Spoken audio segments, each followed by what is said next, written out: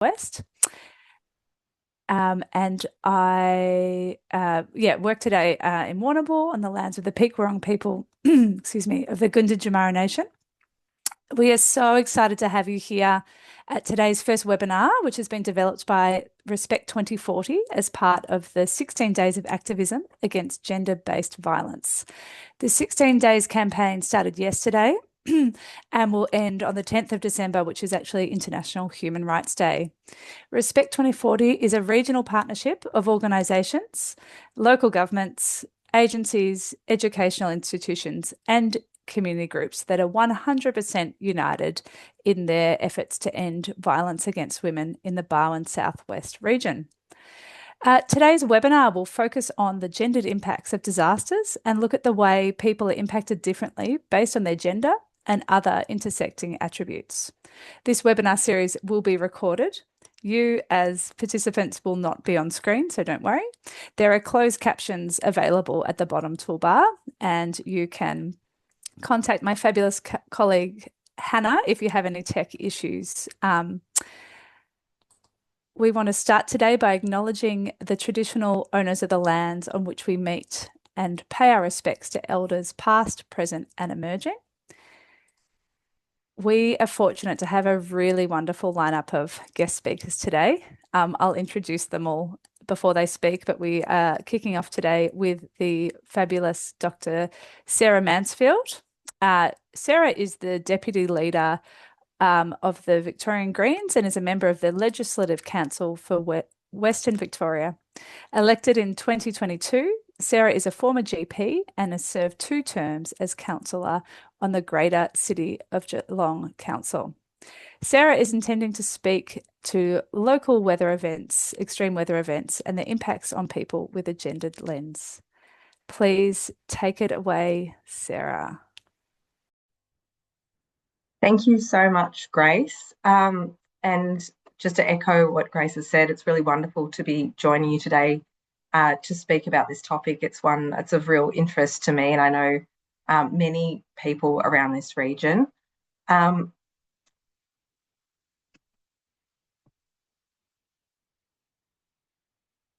just wanted to start as well by acknowledging the Wadawurrung traditional owners of the land that I'm working on and that many of us will be on today. I want to acknowledge the traditional owners of other lands that people might be joining us from and recognise any First Nations people who will be joining us today. It's so important that we continue to commit to treaty. It's wonderful to see that has passed in Victoria, but there is a long way to go with truth-telling and justice for First Nations people in this state and across the nation.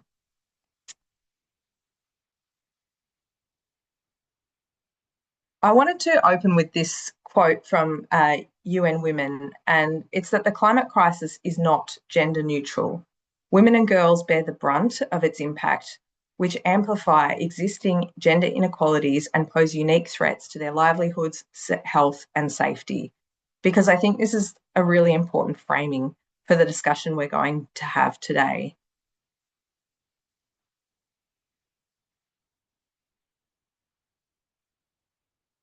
Some of the things I'm going to cover are the climate change in the Barwon Southwest region. I want to provide an overview of what's happening and what we expect is going to happen, both in terms of weather, but then also what that'll mean for disasters and extreme weather in this region, the health, social and economic impacts of climate change in our communities. I then want to look at why women and gender diverse people are more vulnerable. And just a note, I'm going to use the term women from an intersectional perspective, also inclusive of trans women, anytime I use that term. I'll then move on to very briefly touch on gender-based violence and climate change. I know there'll be further discussion about that, but I think it's really important in this picture of what's going on locally with extreme weather events. And then also briefly we'll touch on what do we do about these challenges? How do we address the gendered impacts of climate change? Just by way of introduction, thank you, Grace, for that brief bio. But as was said, I'm a member for Western Victoria. in a former life, prior to being involved in state politics, I was working as a GP, and my interest in getting politically active really came from a sense that the things that have the biggest impact on our health and well-being aren't necessarily things I was going to be able to address as a doctor one-on-one. They were things that required the system to change around people, and things like climate impacts, gender inequality are two really good examples of some of those system drivers of poor health outcomes for people. It's what continues to motivate me in the work that I do in politics now. So just to give a bit of an overview about what is happening with climate and extreme weather events in the Barwon Southwest region, there's been some really good studies. There have been some really good studies done to try and localise some of those bigger climate projections that we might hear about. You hear about, the world is going to warm by, X number of degrees. That we've actually got data that now shows what we can expect in our region. So a lot of this is drawn from the Barwon climate projections. And what we can see from this chart that I've got here is that the projected annual mean temperature up to 2090 under low emission scenarios, which is in blue. So that's if we really crack on and do a good job of reducing our emissions. And then there's higher emission scenarios in the red. And it demonstrates that there's a fairly wide spectrum of potential temperature changes, but overall the trend is up. So we know that the temperatures are going to warm even under a low emission scenario until at least 2050. And if we don't reduce emissions rapidly, we're talking about a rapid reduction in emissions, what we can expect by 2090 is temperatures closer to an average of mean annual increase of closer to 3 degrees, which is reasonably frightening. And you're talking about a time frame that's well within the lifetime of my children, and potentially even within my own lifetime. So these are changes that we will see happening and playing out.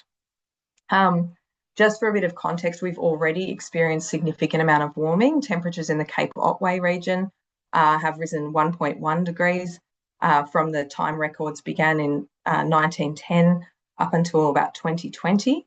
And many parts of Australia are already hitting over 1.5 degrees, which is the limit that we sort of have aspired to contain temperatures to under a lot of our global compacts.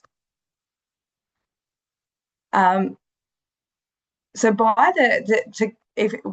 sometimes it can be hard to conceptualize what this actually looks like in reality. Another way to look at this is by the 2050s, Geelong's climate is expected to be more like that of Shepparton's. Colac is expected to be more like that of Wodonga's. So what that means is we're going to have overall a much hotter, drier climate. Hot weather and heat waves are going to become more frequent. We're going to have longer and intense heat waves. Nighttime temperatures will be hotter. The daytime peaks will be hotter. Rainfall is going to be variable, and the trend is expected to be downwards overall, especially in the cooler months. Summer's a bit more unpredictable, but in between that, extreme rainfall events are expected to become more frequent and severe during all seasons. So you have a background of drying and drought, but intermittent, potentially extreme kind of rainfall events. So we'll see more fires, floods, droughts, extreme storm events and wind events. They're very unpredictable, but they are expected to become more frequent. Then for our coastal communities in this region, we've got the added challenge of sea level rise. So sea levels are expected to rise for another 100 years, regardless of the emissions scenario. And although the degree of sea level rise does depend, is impacted by what we do about emissions. So what our coastal communities will experience is more coastal inundation, flooding, erosion. We have some data for different places in the Barwon Southwest region. So, for example, in Queenscliff, sea level rise is predicted to be over the next 100 years, 77 centimetres under a really low emission scenario, but it could be up to around 1.3 metres under a very high emissions scenario. So that's just to paint a picture of what's going on in our region in terms of climate change. You only have to look at the last, say, 5 or 6 years to see that we've already experienced a lot of these extreme weather events. You know, the 2019-20 bushfires, we've had the Grampians bushfires only last year. We've had extreme flooding events. Obviously, the 2022 floods were had major impact on communities, but there have been other more minor flooding events. We've had extreme storm and wind events that have taken out key infrastructure, and this region has been particularly affected by a severe drought for the last couple of years. So these are things we are already having to deal with in this region, and it's expected to get worse over the coming decades. So what does this mean in terms of the social, health and economic impacts of climate change for our communities? The climate crisis is essentially a social, health and economic crisis as well. And it's because it creates all of these other issues. Water insecurity is going to become an increasingly significant problem. Barwon Water is doing some great work in this space, but they're already having to consider how are we going to meet our basic water needs as we have both a growing population and in the face of climate change. And even with the best water saving technology, using recycled water, best practice water recovery through better urban design, we do all of that really well, we're still potentially going to face a shortfall in potable water. So that's going to be a huge challenge. And that's before you even look at our agricultural communities and their water needs. We look at things like food insecurity. Things like crop failures will become more frequent. The cost of food is likely to increase as a result of some of these extreme weather events. Things like poverty are expected to increase I think it's multifactorial, the impact on poverty, but we've got, with higher costs of things like food and water, as well as insurance, disaster recovery, healthcare costs, because people are likely to have health impacts from climate change. We'll have increased housing insecurity. There's the direct impact of disasters on people's housing, damaging or making places unlivable. But then there's the longer term impacts around insurance costs and just, living in a place that is unsafe to live in because of its exposure to climate risks. We've also got things like energy insecurity, and that's something that really emerges, particularly in the context of some of these extreme weather events. So in a heat wave, for example, or a particularly severe cold snap, energy costs for households increase. But then there's also energy infrastructure being damaged in some of these extreme weather events, like the big wind and storm events, floods, fires. Unemployment is likely to increase. Again, in regional areas, this is a particularly significant concern because a lot of livelihoods are going to be impacted by climate change and extreme weather events, things like agriculture, hospitality, tourism, that these regional areas depend on. There's a whole lot of health impacts from climate change, some of them related to these other issues that I've already touched on, but there's very, direct impacts as well, like the rise of infectious diseases that we expect from things like increased mosquito-borne diseases,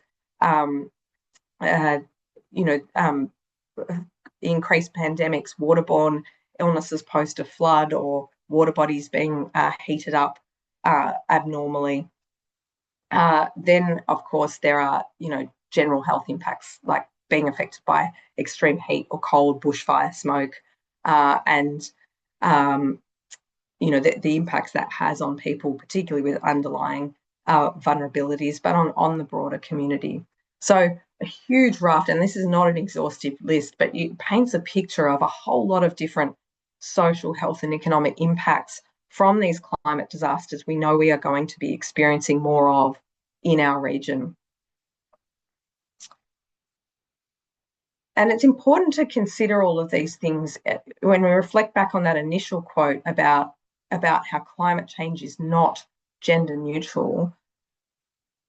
The women and gender diverse people are more vulnerable because of the existing structural inequalities that are already prevalent in society. So we know that all of those social impacts that I outlined previously have a disproportionately affect women and gender diverse people as a result of structural and social imbalances around power relations. It's underwritten by the forces of patriarchy, classism, racism, and climate change just exacerbates those things. So it's the pre-existing inequalities that fundamentally explain why why climate change has a greater impact on women and gender diverse people. While it was hard to find local data on this, global data from the United Nations shows that women represent 80% of the people displaced by extreme weather and are 14 times more likely to die in a disaster. And so much of that comes back to these structural inequalities. I wanted to just touch on some of those structural inequalities and try to localise what that will look like in our region, or what it already looks like in the face of different extreme weather events and disasters. So things like the burden of work. So in rural areas and regional areas, women tend to experience being overloaded by work, caring and financial responsibilities. They often become increasingly financially responsible for family sustenance in agricultural communities when farm incomes decline in situations like a drought. There is really strong global and Australian evidence to show this. So, for example, rural women are being subjected to increasing demands on their time as a consequence of drought. And that's something we've heard really, we've had lots of anecdotal evidence of that during the current drought in southwest Victoria.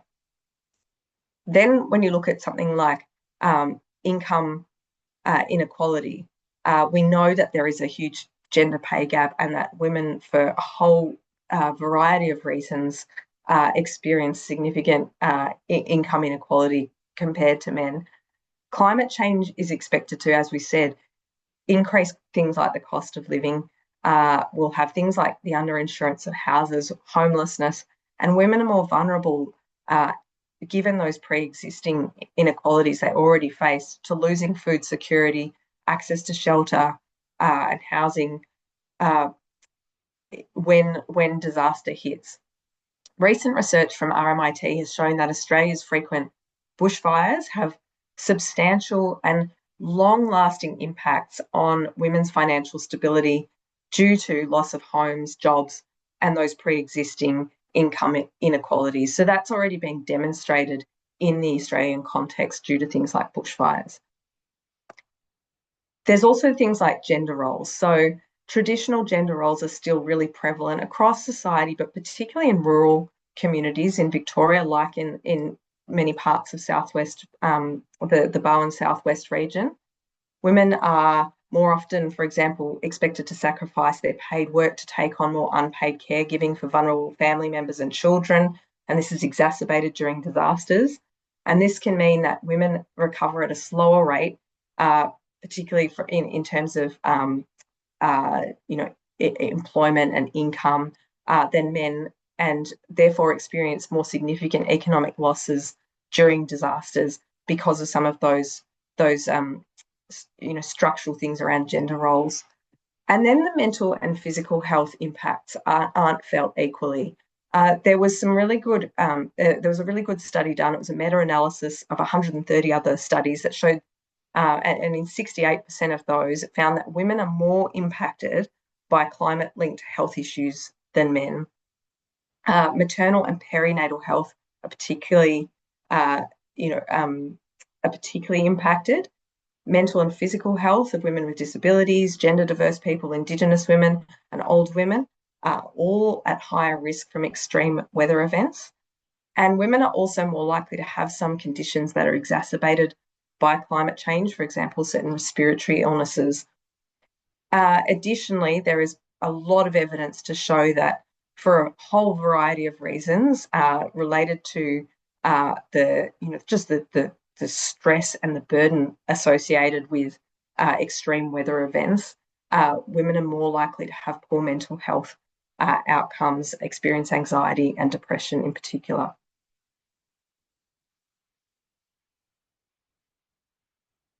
I know that other speakers are going to address this issue, but I think it is such a fundamental one when we are talking about the gendered impacts of extreme weather events that it really it can't be understated how critical it is to recognise this. And the work of our women's health services networks as well is so critical in centering this issue of gender-based violence. And climate change there is really strong evidence to show how it increases the prevalence of gender-based violence. There's some great research in the Australian context that shows that extreme weather events increase gender-based violence. Black Saturday bushfires, for example, saw a 700% increase in domestic violence rates. Now that's extraordinary. There's been an international study that showed that during heat waves, there's a 28% rise in femicide. And other studies have found significant levels of family disruption, increasing incidents of violence against women associated with drought and income-related stress.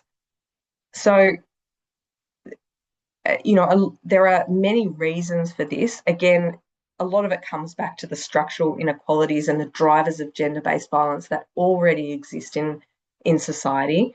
But we have to acknowledge that the additional challenges that come about due to extreme weather events related to climate change have an exacerbating effect and a magnifying effect on these pre-existing problems. Some of the explanations for that relate to just the stress and trauma that arises from extreme weather events, the disruption to support networks, that both informal support networks, but also more formal support networks through disruption of services that people might turn to for support if they're experiencing gender-based violence. As I touched on before, things around traditional gender roles have an important impact, and then how that plays out during a disaster. And then there's the financial pressures that arise during a climate or weather-related extreme weather event. So, there are lots of different things that come together to mean that gender-based violence is at much higher risk of occurring during these extreme weather events. So all of that is fairly, paints a fairly depressing picture, and the challenges before us are enormous. And I know that it can feel quite overwhelming. I frequently experience this when you think about how enormous the challenge of climate change in itself is, and then, how enormous the challenges of addressing so much of the social inequality that we experience in our communities is. Addressing both of those things feels a lot of the time almost insurmountable. However, earlier on, I talked about how the climate crisis is a social crisis, and it does tend to be a bit of a self-reinforcing loop where climate disasters increase and exacerbate gender inequalities. Gender inequalities can also make the climate crisis worse for a whole variety of other reasons that I won't sort of get into now. But the thing that I think should give us a lot of hope is that when you flip that negative self-reinforcing cycle over, it shows us where the answers lie. So there is also a positive self-reinforcing cycle where if we can improve gender equality, that will help us to take meaningful climate action. And taking meaningful climate action can also help to improve gender equality. A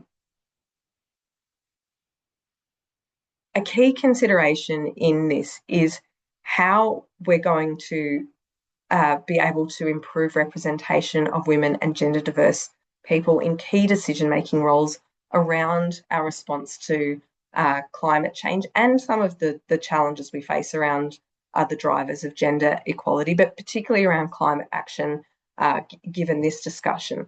And we only have to look at where some of these core decisions are being made. So, you can go, really big picture, look at things like COP. So at COP28, the climate talks, the international climate talks in 2023, 15 out of 140 speakers were women. 38% of party delegation members were women.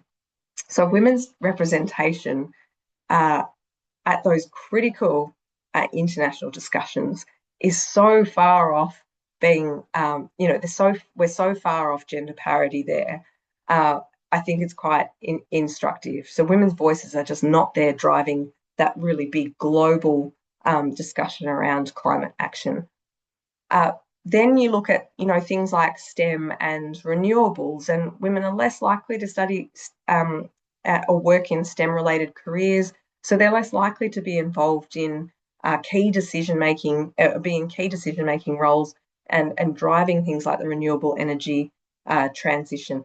They're less likely statistically to be leading emergency services. This isn't to say there aren't amazing examples of that happening, but just when you look broadly, they're still very much underrepresented. So if we can improve women's representation in some of those key decision-making roles, not just at those global and leading levels, but right down to local communities, when you're looking at even local climate preparation and disaster responses, that's a really key step in starting to, go from this negative self-reinforcing loop to a positive self-reinforcing loop. I found a really interesting report by WELLIS, as a Women's Environmental Leadership Association. Their Gender, Climate and Environmental Justice in Australia report states that women in climate and environment sectors tend to favour solutions that are nature-based and people-focused, and that climate and environmental solutions involving or led by women and gender diverse people achieve more effective and equitable outcomes. And I just think that's just a really terrific way of encapsulating why it is so important that women and gender diverse people are key parts of driving the solutions to some of these challenges we face. So I'll just leave you with the thought that while the climate crisis is a social crisis, climate justice is also social justice. Thank you so much to Dr. Sarah Mansfield. That was firstly for contributing, making the time. I mean, in the lead up to Christmas and with, Parliament still sitting, like, it's an enormous effort and we really appreciate it. We really value it. It was such a thought-provoking presentation. And I really enjoyed having that bit of hope at the end as well. Very important part of the discussion. Next, we have speaking with us Lou Hurley, who is the Principal Strategic Advisor with Wimmera Southwest Family Violence Partnership. They're also a recent trainer with Gender and Disaster Australia. So if that doesn't equip them to speak today, I'm not sure what does. Lou will discuss why a gender and intersectional lens is critical for disaster relief and recovery planning, including a focus on LGBTIQA+ responsive disaster planning. Take it away, Lou. Thank you, Grace. Hello, everyone. My name is Hurley, and I work for the Wimmera Southwest Family Violence Partnership, and I'm located in Warrnambool in the southwest. And the partnership is a voluntary group of organisation and agencies, and we work collaboratively to strengthen family violence and sexual assault early intervention, prevention and response. And I'd like to also start by acknowledging the traditional owners of the land that I'm on today, which is the Gunditjmara, and pay respects to their ancestors and elders past and present, and recognise that sovereignty was never ceded. Thanks to Sarah for your keynote and, some really stark, scenarios there, but so important to bring the attention to the link between climate-influenced disasters and the increase of gendered violence against women and girls and gender-diverse people. It's a conversation that I believe we need to be having more of, particularly in the family violence and sexual assault sector. Disasters can bring people and communities together across difference in really powerful and unexpected ways. I mentioned this webinar to a trans friend of mine who lives rurally in the United States last week. And he said, and I quote, "One thing I know about queers in disasters, you'll usually find us helping. It's a time when no one cares who or what one is, and we can feel more unity with and in society. At least it's that way in these parts." This generosity of spirit in my friend's message really moved me, particularly now when trans people in the United States are being publicly targeted and vilified and their rights being eroded day to day, albeit not without a fight. And while there's truth to my friend's words, research about LGBTIQA people's experiences of disaster, whether climate-fueled disaster or not, particularly for those living regionally and rurally, shows that for many people their experience isn't always one of acceptance and cohesion. Like women and girls, LGBTIQA people experience increased discrimination and inequality and violence in the aftermath of disasters. And this is driven by rigid gender norms, by heterosexism, homophobia and transphobia. And it's exacerbated in particular for people in rural communities.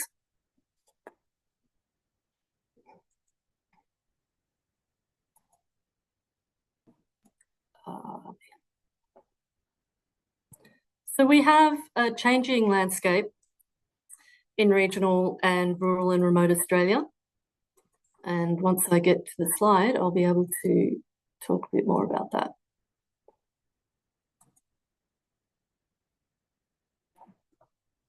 There are significant numbers of LGBTIQA people living in regional, rural and remote Australia, and with about 1 person in 20 likely to identify. And that's a conservative estimate, that's sort of coming out of the ABS, etc. And there's all sorts of reasons why people might identify on a sort of a survey or a census. We can expect that maybe over 5,000 people can be expected to be living in the southwest. In recent years, advances have been made in the areas of anti-discrimination law, banning gay conversion therapy, legalising marriage equality, and there's an ability now for birth certificates to reflect gender identity in some states and territories. And this has all led to greater social change and greater understanding and knowledge of LGBTIQ lives, including in rural and regional Australia. So it is the case now that we're starting to see more people stay in regional and rural areas and less likely to move to capital cities. And then there's the tree changers who are moving from the city to regional rural areas too.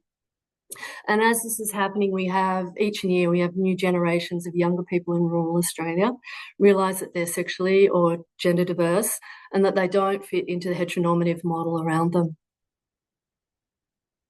Taking this into account, local emergency, social and community services have a responsibility to address LGBTI community needs and rights.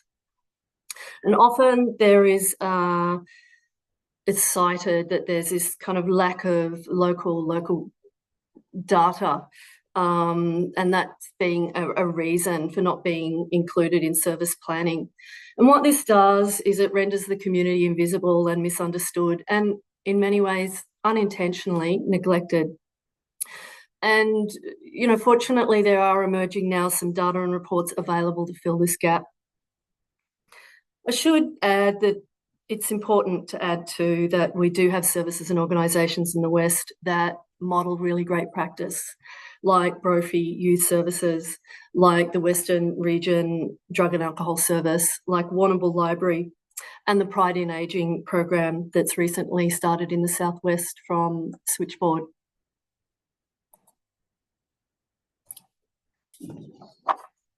Sort of moving into territory that Sarah was chatting about earlier, and the, I guess, structural inequality and the impact it has, and how structural inequalities become exacerbated, particularly in the context of climate change and disasters. And so, you know, while I was mentioning earlier that there have been new rights that have been won, many LGBTIQ people have past experience or still experience discrimination, stigma, and violence. And the threat of backlash is ever present, particularly with the rise of globally based movements seeking to create fear and division and to build power. When it comes to the drivers of violence, there is overlap between the drivers of violence against LGBTIQ people and the drivers of violence against women. Rigid, binary, and hierarchical constructions of sex, gender, and sexuality have a really significant impact on the violence that women and LGBTIQ people experience.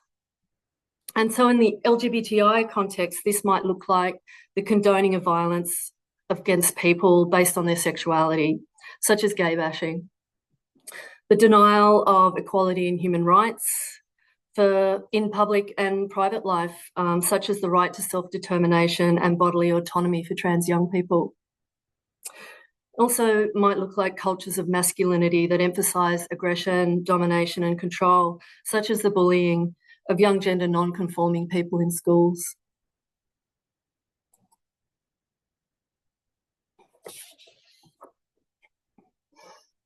As Sarah mentioned earlier, it's true that disasters impact on everyone, but not all people are equally impacted.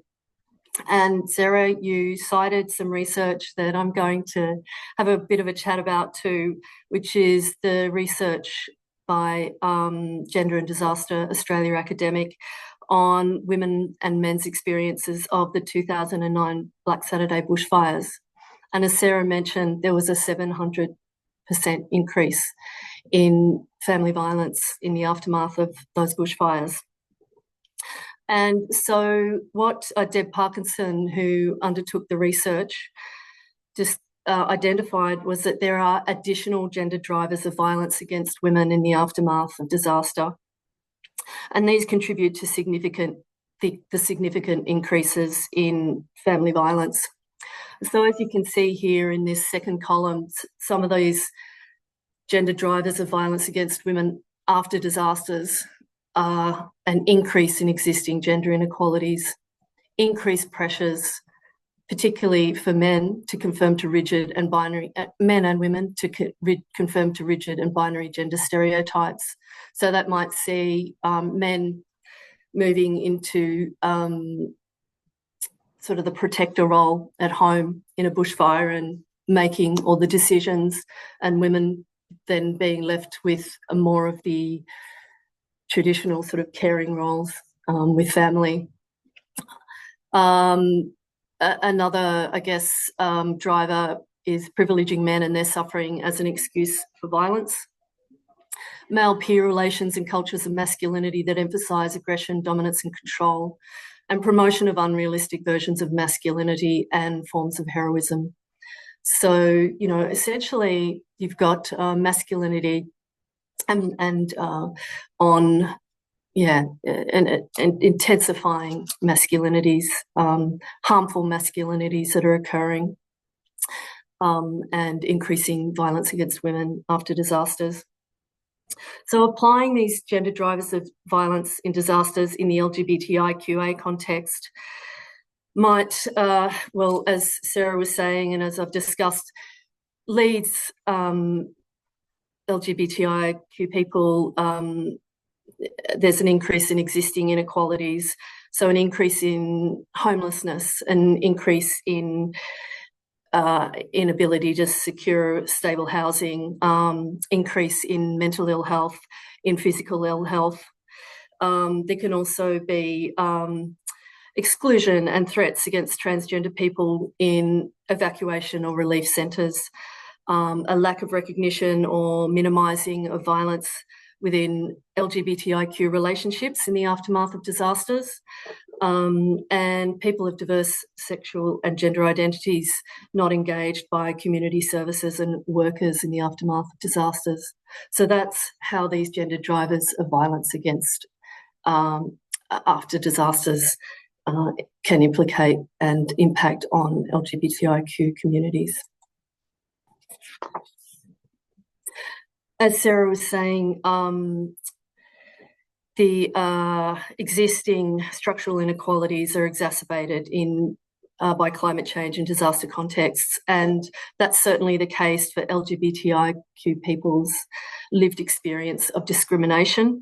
And an understanding of this lived experience of discrimination is fundamental to understanding LGBTIQ experiences of disaster. So a report released by Pride Foundation of Australia earlier this year shows there's significant health inequality for LGBTIQA people living in rural Australia compared to their peers in inner metropolitan areas and their equivalent in non-LGBTIQA people living in rural areas.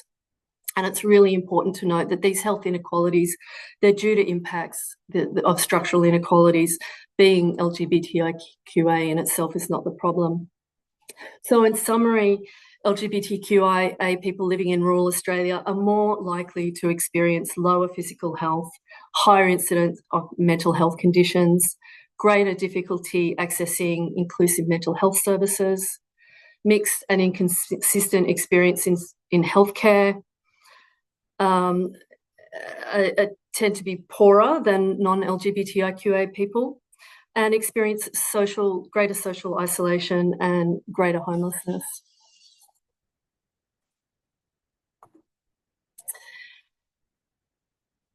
So on top of the exacerbation of existing inequalities, I guess there's other kind of more specific research, Australian-based research on LGBTIQA experiences of disaster.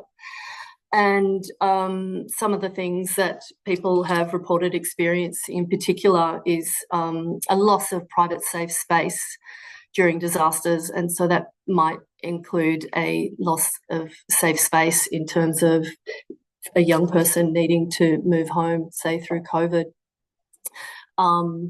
or a loss of private safe space in needing to access, say, evacuation centres or disaster relief. Fear of and experience of violence, harassment and verbal abuse, discrimination and marginalisation, lack of recognition of family or couple status, challenges accessing medication for people who are undergoing gender affirmation, and reluctance to approach institutions and services. And I guess there was particularly, people identified faith-based organisations and some nervousness and reticence to approach faith-based organisations for support, and that's around fear of consequences from disclosing sexual orientation or gender identity.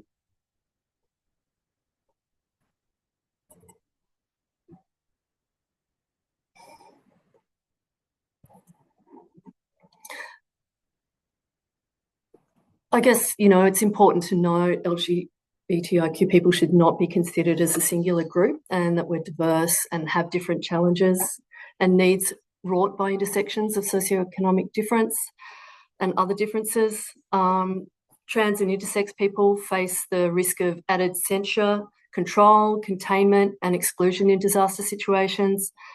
Emergency shelters and relief services are definitely tend not to be safe spaces.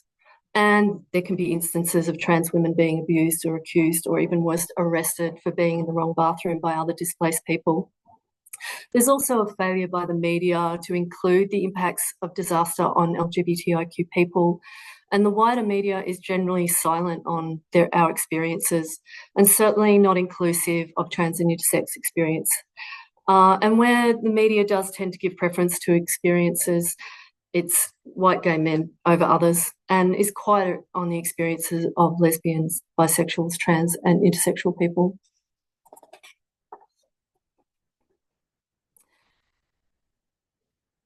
COVID-19 pandemic is still with us, and there's a lot of research to show that it worsened existing inequalities and health and wellbeing outcomes experienced by LGBTIQ communities. And a major area of impact is the mental health of young people. And there's still ongoing and lasting impacts from the height of the pandemic, I guess, that we saw in 2021 to 2023. During the pandemic, suicide help seeking amongst LGBTIQ young people increased. There were high levels of COVID-19 related worries and grief, isolation from peers and communities, with many returning to live with family members. So, yeah, you know, COVID-19, I guess, thinking about the different kinds of disaster and climate change contexts, and the different impacts of those, and the pandemic being quite different to the context of something like a bushfire or flood. And yeah, that was a very unique context. So I guess just sort of wrapping up, really sort of moving into some of the ways that we can build more inclusive and responsive disaster response and relief for LGBTIQA people and communities, particularly in rural and regional areas. One organisation that I really point to is Gender and Disaster Australia. They have lessons in disaster training to strengthen the capacity of health, emergency and community services. And they also have some great tools, including the National Gender and Emergency Management Guidelines and Action List, which also include action on gendered needs in evacuation and relief centres, and that encompasses family violence and diverse genders and sexualities. And the other thing I just point to here is the report on the health and wellbeing of LGBTIQA people living in rural Australia. That's a report that came out in June 2025, early this year. And it's a report that presents secondary data analysis from a range of primary data sources. It's a really comprehensive and good source for local planning. This is a report that can help you start to fill those gaps in engaging and building evidence around the local community and building greater responsiveness with your service or agency. There's other recommendations here about adopting LGBTIQA inclusive governance, convening a specialist advisory committee. And I guess just while we're in the thinking about the Southwest, and as I mentioned earlier, the changing landscape in Rainbow Rural Australia, there's community supports here in the Southwest and local specialist services, Brophy Services, which has a range of LGBTIQA programs for young people across Warrnambool, Portland and Hamilton, Switchboard Pride in Ageing program, and statewide specialist services. And just noting to the local family violence and family support services. Just a final note before I wrap up, because I want to wrap up on a positive note too, that there is remarkable resilience, cooperation, collective action, creativity and adaptive ability found within LGBTIQA communities and networks. And finding ways to engage with and support these informal networks and resources and adaptive strengths really can help to speed up the process of relief and recovery for LGBTIQ people and communities in disasters. So I'll leave you all on that note, and thank you. Thank you, Lou. That was really fabulous and fabulous, insightful presentation with an important focus. Next, we will hear from two really wonderful professionals from Meli, which is a Victorian not-for-profit committed to strengthening communities through supporting people. We have Caiolfhionn Eccles, who's a financial counsellor. Caiolfhionn's going to be bringing that financial lens and talk about how financial counsellors help after a disaster and how they can support people who might be experiencing financial distress due to family violence or unequal access to resources. Then we'll go straight into Alex Mellert, who is the growth and partnership lead at Meli. Alex is going to share some ideas around the roles of community service providers in preventing family violence and supporting women after a disaster and during recovery. Thank you. Over to you, Caiolfhionn. Thank you, Grace. So as we know, anyone can experience financial hardship, but this is particularly true in disasters. So how does a financial counsellor help in these spaces? One of the key parts of our roles, well, key parts of our roles is around identifying options, particularly with insurance claims. Clients who are going through these processes probably for the first time in their life, making these huge insurance claims. And the insurance companies hold all the power, right? And what we see are they pushing things like cash settlements, which may not be in the best interest of the client. If a client has a mortgage, for example, that cash settlement goes to the bank, not to the client. And then you're spending months trying to get that money that should have been used for repairs to the bank. So there's some space here where financial counsellors can come in and provide information to clients on what are their options, what are their rights and responsibilities and obligations of insurance companies, and coming alongside them to help advocate with those insurance companies, creditors, mortgage, the banks, if there's a mortgage that's in distress, credit cards, personal loans, car loans.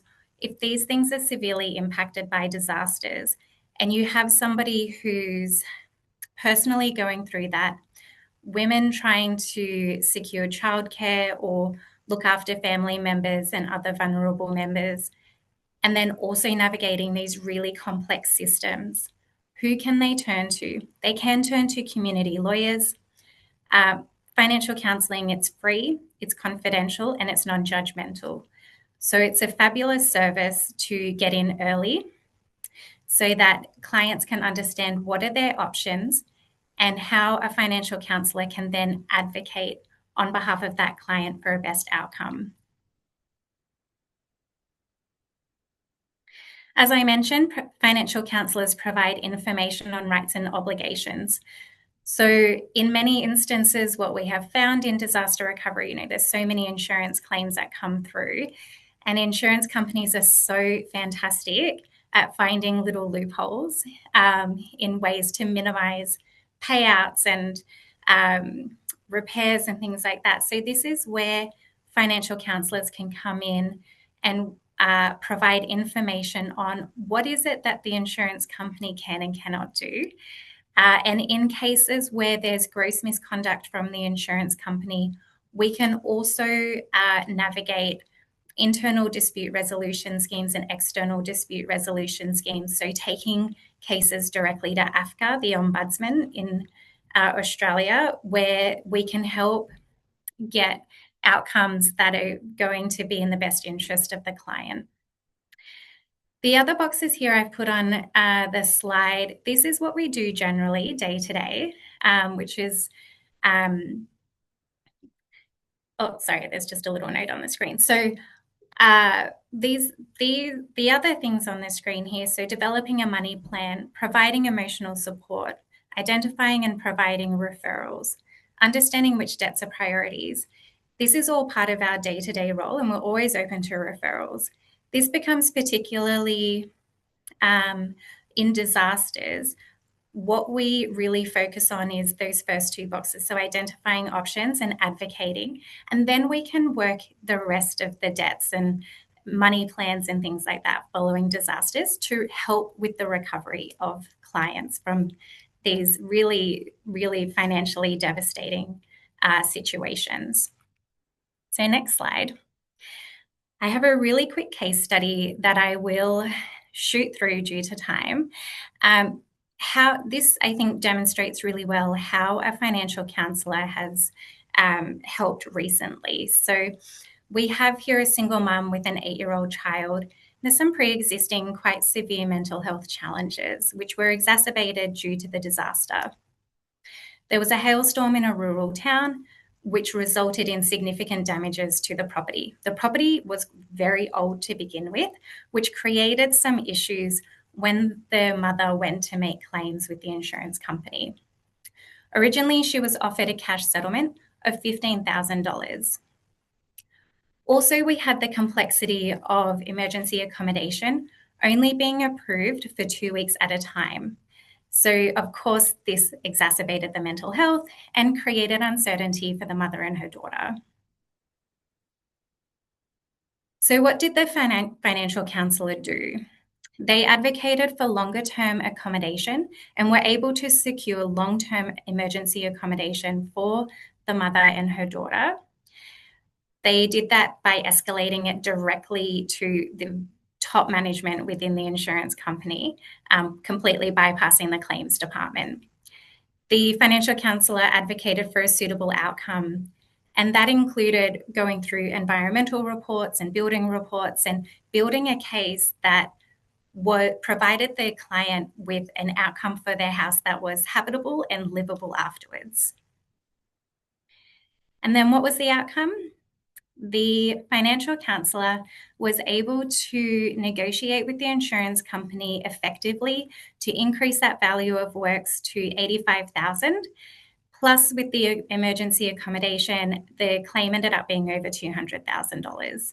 So a great outcome for this client, and demonstrates the complexity of the cases that financial counsellors can come alongside and really help to deliver some great outcomes. We have a little slide here about the referrals to financial counsellors. We are also available for secondary consultations as well. So I'll leave that there if you want to take a photo of it. And I will hand over to my colleague, Alex. Hello, thank you. And I'm aware of time, so I will keep my bit short, but we've heard a lot about the complexities and the intersectionalities and the gendered impact in the webinar today through the fantastic speakers. And we've also seen the resources highlighted that are out there. But what we're often finding is that we work in silos and we don't have an intersectional or interconnected response to disasters. And there's usually not a plan or people aren't linked in with services until they've reached crisis point or until the community reaches a crisis point. So we really need to be more proactive and think more strategically about how can we draw onto resources like the financial counsellors, like social workers that are placed in community services, family violence response workers, etc., to support community and support the vulnerable people in the community in a more holistic way. Because currently a lot of that does fall on volunteers or agencies that have a different focus. So how can we all work together a bit more strategically and provide that support and make sure that we have a supportive environment for both volunteers who are often met now with more complexities and not often training in identifying things, as well as the people who are experiencing those. So I think we need to be really more holistic and interconnected with our responses. We're hoping to do a trial locally here over the next years to develop something that might be able to be used as an example or a case study to go forward. But a one-size-fits-all is not going to work. So it's always going to have to be place-based and it will have to be community-driven. And I think community services are really well placed to support emergency services, counsel, etc., in that response and making sure vulnerable people in our community, and especially women and gender diverse people, are supported and reduce that impact and occurrence of family violence in the response to disaster or extreme weather events. So I'll leave it there because we're at time, but yeah, thank you very much for giving me the opportunity to step on my little soapbox. Thank you all. Thank you, Keelan and Alex. That was such a practical and really useful presentation, a great insight to the work you do. And just thank you to all of our fabulous speakers here today. We had Dr. Sarah Mansfield, Lou Hurley, Keelan Eccles, and Alex Mellert. And yeah, it was fabulous. We could have definitely used more time and unpacked more of what you had to say. We're all better informed for it. Thank you to Hannah Colgrave for her meticulous organisation in planning this webinar series and the technical support today as well. And to our audience, thank you so much for coming.